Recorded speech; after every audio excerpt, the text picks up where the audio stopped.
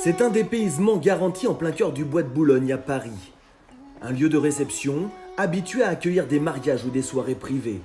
Du coup là on a un espace de 1500 m² de terrasse extérieure, inexploité aujourd'hui. Aucune activité depuis 3 mois. Alors la petite mutinerie se bat pour exister, adapte son offre, être acteur du changement pour survivre malgré la crise. 3, 2, 1, let's go! À Allez, Paris, 5 toes. encore en zone orange, Accroche-toi Antoine. c'est à partir du 22 juin que les espaces de fitness et salles de sport pourront rouvrir leurs portes aux adhérents. Ceux de CrossFit Lutèce n'ont pas encore retrouvé leur salle habituelle, mais peuvent pratiquer pleinement leur sport en extérieur au sein de ce lieu grandiose prêté gratuitement par la petite mutinerie. Les séances sont limitées à 8 athlètes maximum, avec une zone de pratique bien définie pour respecter les distances et les règles sanitaires.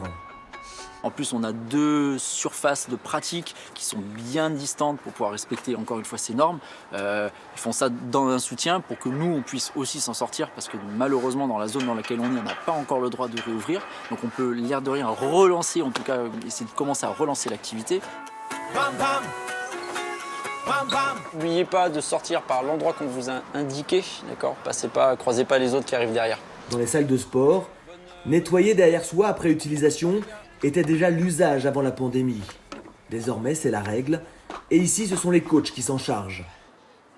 Essayez de prendre un carré, de vous déplacer dans une petite surface. Regardez là, je prends un carré et je me déplace dans une petite surface, ok? Autre lieu, autre pratique. Les adhérents de l'Apollo Sporting Club dans le 19e arrondissement de Paris se défoulent le long du canal Saint-Denis. Ici, pas le droit de croiser les gants.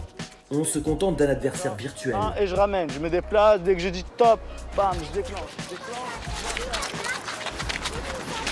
C'est bien tes quarts de tour là, lui, je veux que tu continues là-dessus, hein. T'es là, bam, bam, bam, bam, tu boum, boum, boum, boum, boum. Ça change du confinement où t'es seul chez toi à t'entraîner devant un écran. Enfin, on retrouve à l'ambiance de la boxe et le contact humain, quoi. Cette salle, de l'Apollo Sporting Club, reste fermée pour tous ses adhérents, mais reste ouverte pour un seul boxeur. Ahmed Ferradji, athlète de haut niveau, il bénéficie lui d'une dérogation pour s'y entraîner. On est bien content de retrouver sa deuxième maison. Et ouais, c'est important, c'est là où on s'exprime, où on évacue et tout. Donc que ce soit pour les hauts niveaux, même les amateurs, ils ont besoin de ça. Hop, non. Les établissements de sport, c'est plus de 900 millions de pertes cumulées pendant cette crise sanitaire, alors la reprise est salvatrice. Tous attendent la phase 3 du déconfinement le 22 juin prochain. Elle devrait permettre la réouverture des salles et des stades partout en France.